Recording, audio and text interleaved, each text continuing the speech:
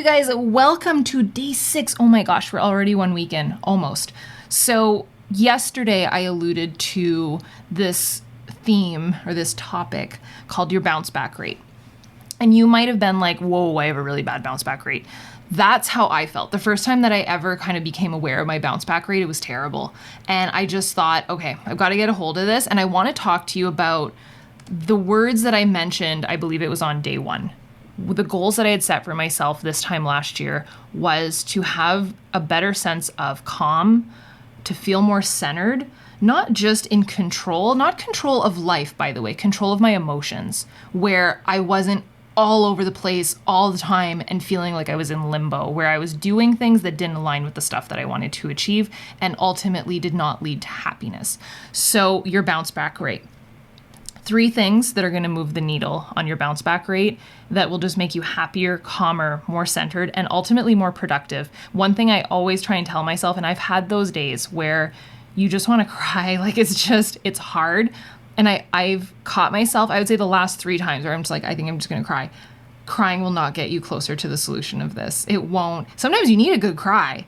You can cry. But if it's out of frustration and anger, it will not get you to the solution of feeling calm any faster. So here is some things that you can do in true daily grind fashion. 3 things that will help you. So one thing that I've noticed, especially with, when the world feels out of control, you don't really become that concerned by external factors when you are so dang focused on your goals. When you are in that mojo momentum, I'm moving, everybody get out of my way and I've got my stuff going on, you don't really realize what's going on in terms of the negativity around you. Like, have at it, guys. Like, the world will keep revolving, but you will be a happier person because you have your North Star. You have your top 10 goals, you have that one needle mover, and you will be happier for that. So that's why on months where I keep myself really, really busy and I have a daily video and now a daily podcast with a daily vlog coming out, do you think I really am concerned about No, I don't have time to be concerned about, which is really, really great. So it's a great way to fuel yourself. It's a great way to get excited and happy. And it's a great way to have a better bounce back rate because you ain't got time for the negativity. Did you ever see that meme of Shaq where he's like bouncing off like negativity, bad karma, and he's like bouncing it off? That's kind of how you're going to be with being focused on your goals. Second, get yourself a sounding board. And even if that's a journal, it can be a husband, it can be a best friend, not a complaint center, but a sounding board that when you want to talk goals and you want to talk vision, that you have someone to bounce those ideas off of.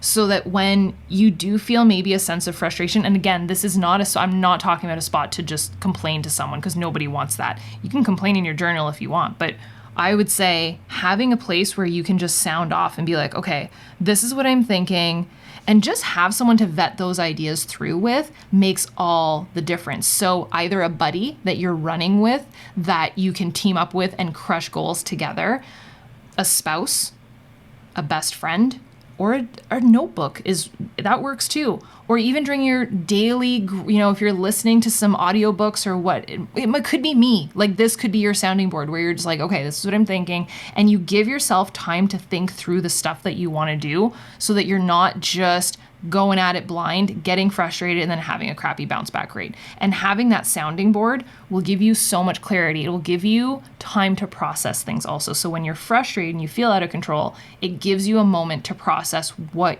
you feel out of control about. If it's controllable, if it's not, keep going. If it is controllable, then check yourself. So, number 3, and this will always work, sweat or stretch every single day. And I can add in meditate now too, because that's become a part of my routine. So sweat, stretch, or meditate. Do something internally or externally for your body where you just feel good and it's just you, no phone. And I dare you, turn off your phone or put on airplane mode or leave it in a different room for that amount of time. You will feel better after. Just go punch some stuff. There's a boxing program that I have in the Fit Gym. Just go punch some stuff. It'll punch some air. It will make you feel better. So your bounce back rate. You've got this. You can do it. Believe in yourself. I believe in you.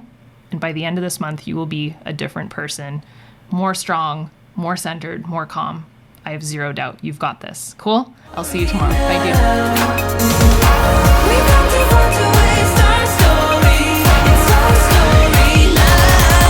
go.